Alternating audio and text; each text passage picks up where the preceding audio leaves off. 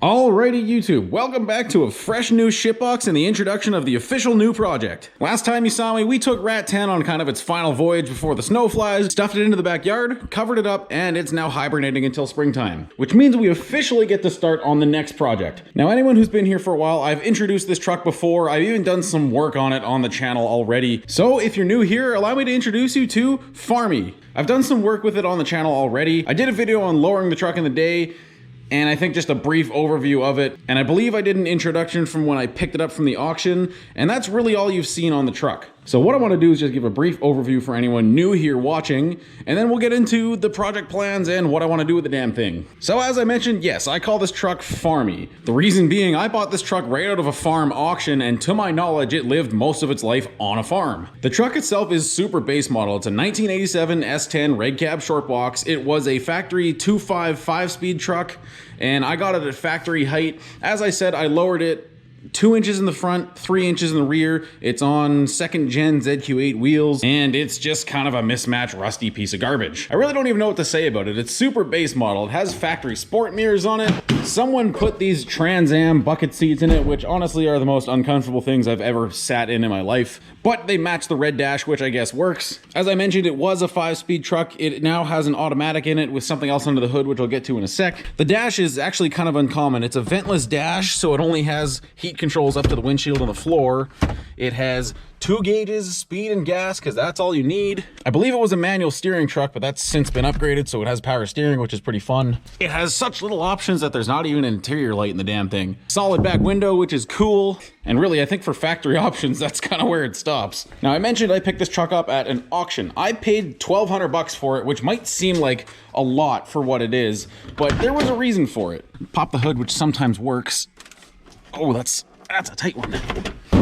The reason why I paid $1,200 for this absolute pile of garbage is the fact that it's already V8 swapped. This, from what I can tell, the casting number on the back of the block and the sticker on the air cleaner suggests that this is a 1974 305. It's rated at like 170 horsepower, if that, which is just great. It has this fancy 2 snorkel air cleaner on it, which I believe is a 1-year option only on certain Camaros, and it is fueled by probably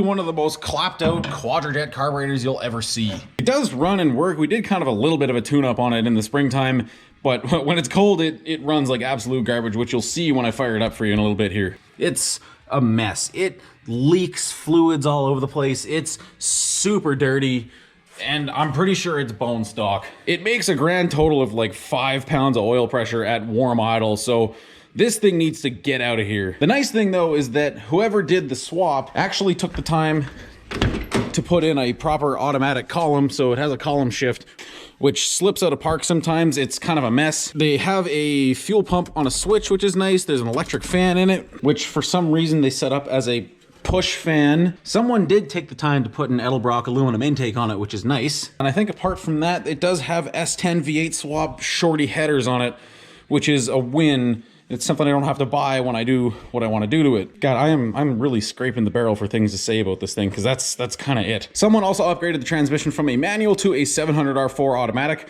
which is good for me because I plan on removing it and putting a manual in here anyway, so the 700R4 has some resale value.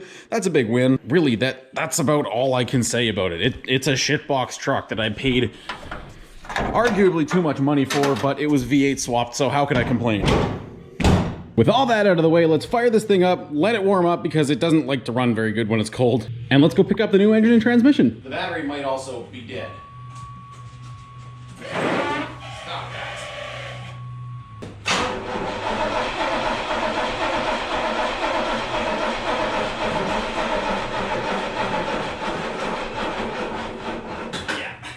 I love carburetors in the cold.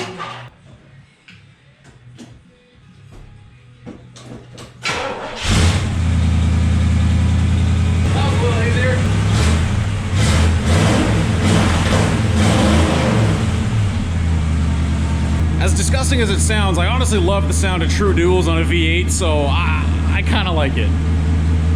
I forgot to turn my camera off, but I kicked it down to low idle, and here's what she sounds like. Definitely a little more tolerable.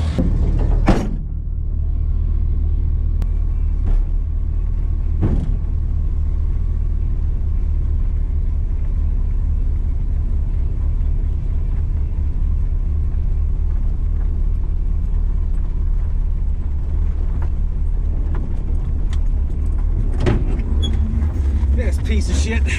Truck doesn't like to stay in park. And apparently I didn't have the parking brake on. You can see if I click it into park, it doesn't click until there, now there's park. Woo!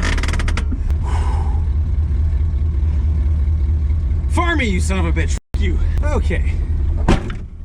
Let's go see how this heap handles the snow. Pop the window so you can hear this bad boy roar.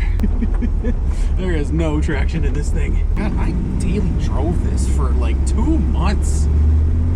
Oh yeah, woohoo! Those are my tires rubbing if you can hear. Oh my god, this is ridiculous. There's no weight in the box. If I give it any more than a quarter throttle, it's just gonna spin.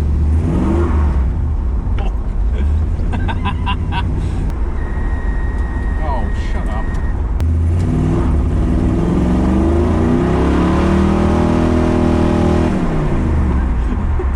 I was just spinning tire the whole time. I'm also just now realizing it got dark real fast. It is 5:30. I hate time change. Shut up. Perfect. Park. And we are going to stomp the shit out of that. Here we are in Dad's garage. Here is the new engine, just a stupid little reveal. It is painted bright green. We're gonna load it up and I'll talk about it when I get home. And plus there's some spare parts here too, so we'll add that to your setup. Like that.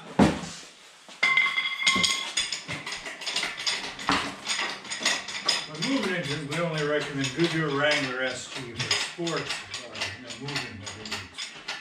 Is that sponsored? I'm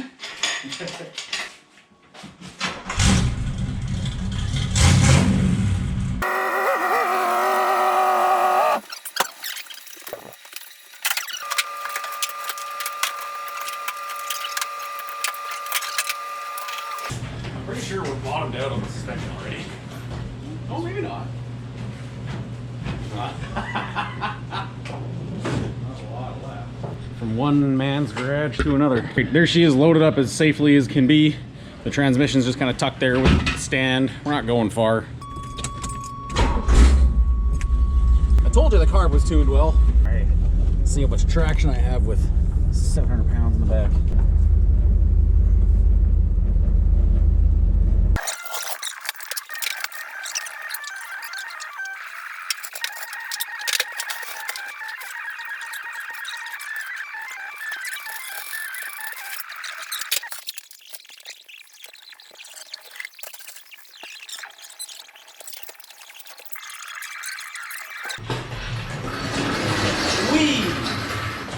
All right, there we go. Now that she's all unloaded, let me tell you about just what the hell is going on here.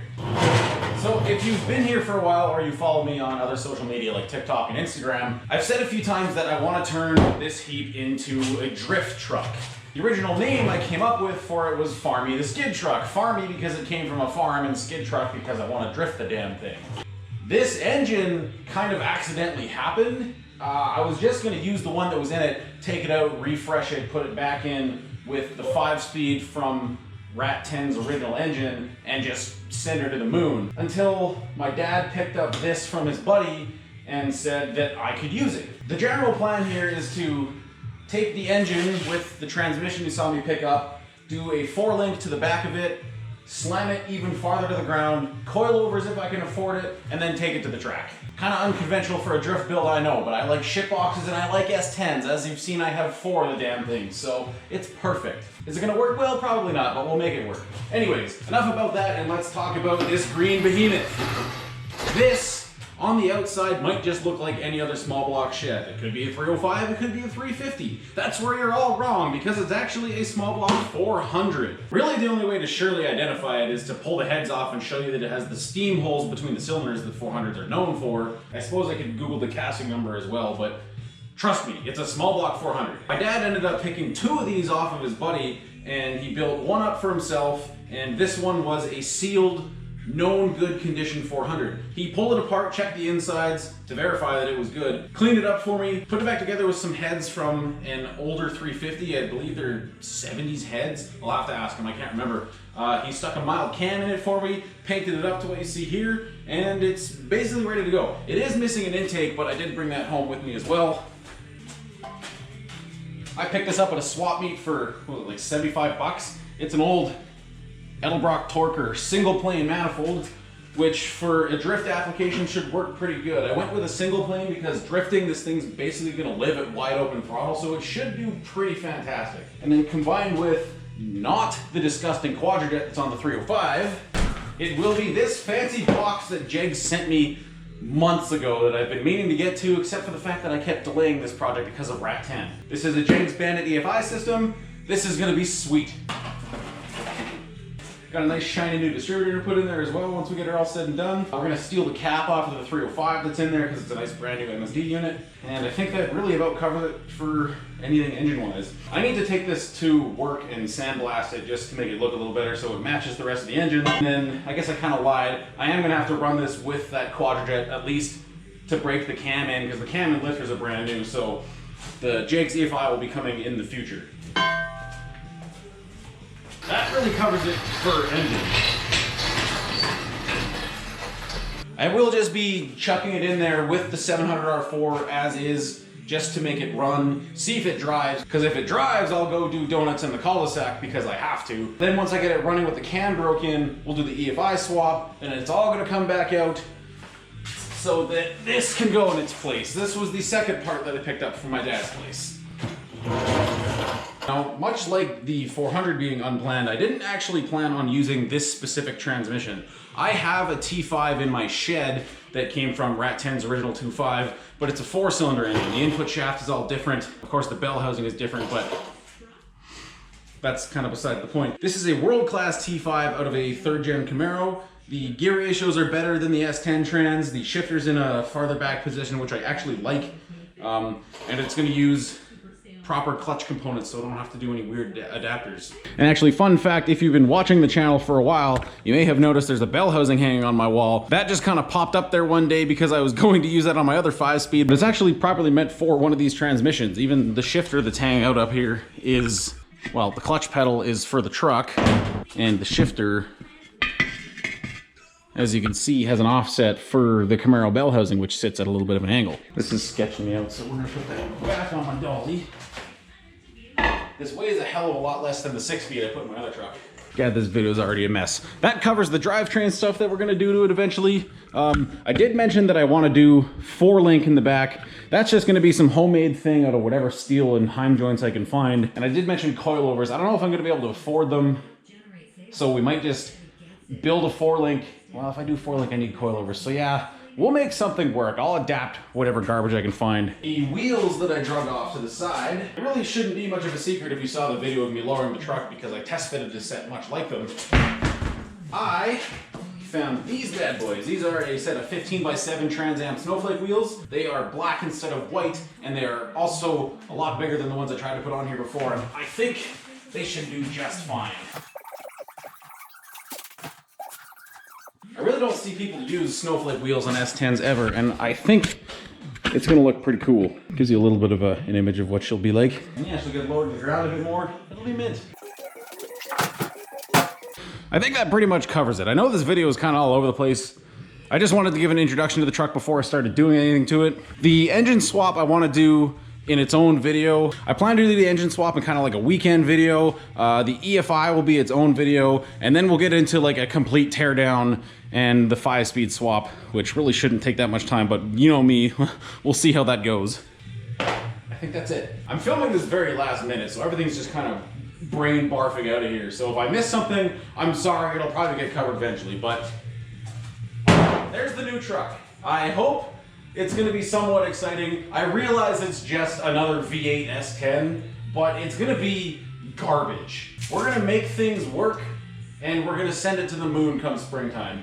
And who knows, if I finish this one early enough, maybe we'll get another project in here in the wintertime too. Either way, I hope you're excited for it, and I hope you stay tuned. Thanks for watching.